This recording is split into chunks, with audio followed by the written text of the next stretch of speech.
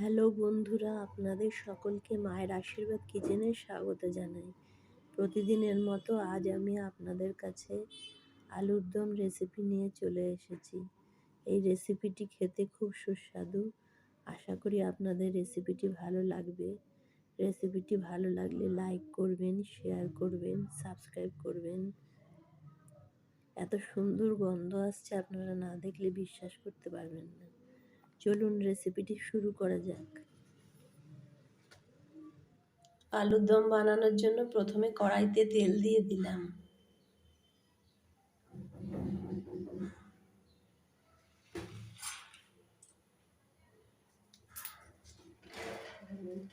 এরপর জিরা, শুকনো লঙ্কা আর গরম মশলা ফোড়ন দিয়ে দিলাম, তেজপাতাও দিয়ে দিলাম।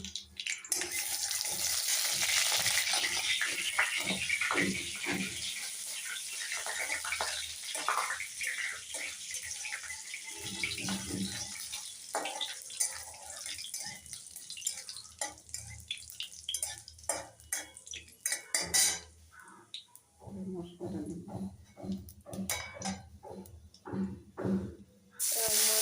দিয়ে দিচ্ছি।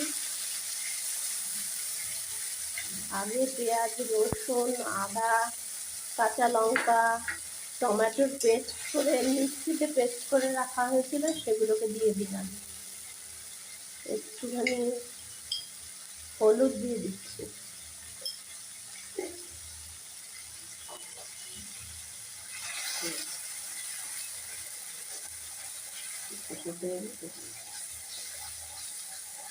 ভালোভাবে কষিয়ে নিচ্ছি।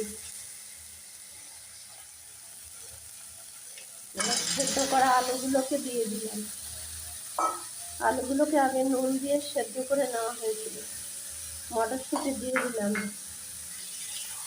ভালো করে কষিয়ে নেওয়া হচ্ছে। স্বাদ মতো নুন দিয়ে দিলাম। মশলাটা কষানো হয়ে গেলে জল দিয়ে দিলাম।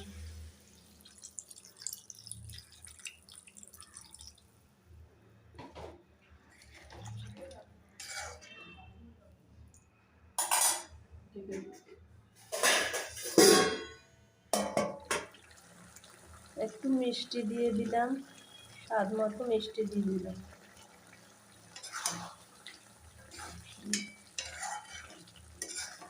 রেডি হয়ে গেছে আলুর দম রেসিপি।